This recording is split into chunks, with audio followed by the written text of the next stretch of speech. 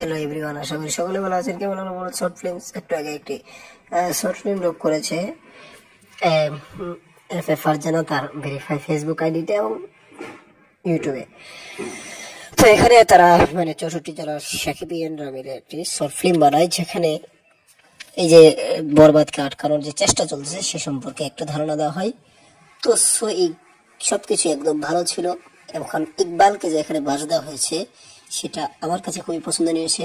তারপরেও যদি এটা দেখে যদি তার মধ্যে একটু নিম্নমাত্র শরম আসে, এখন এটাই তারই আসলে মানুষ এখানে শর্ট ফিল্মে বুঝেছে যে সাকিবিয়ানরা পারলে মেরে মেরে এরকম করতে পারে, কিন্তু তাও করে না কেন? কারণ মেগা সাকিব খান একজন, তিনি কি এত কঠিন মানুষ নয়, তিনি বেশি কথাও বলেন না। তারা এত গালাগালি করে ইকবালের বাচ্চারা, তারপরে তিনি কিছু বলেন না। ইকবালের বাচ্চারা এই শালারা সারা বছর শুধু সাকিবের সাথে বেইমানি করে, কিভাবে সাকিব খানের বিরুদ্ধে কথা বলে সামনে এসে লাইফ টাইমে আসতে চাই। এদের মতো লোকদেরকে কি আর বলবো, আর সে আর বলে আমার কিছু যাই থাকে অবস্থা এরকম কি, এইরকম মানুষরা থাকবেই, এটা বলার আর কি আছে। থ্যাংক ইউ পুরো ভিডিওটি দেখার জন্য, ধন্যবাদ আপনাদের সকলকে।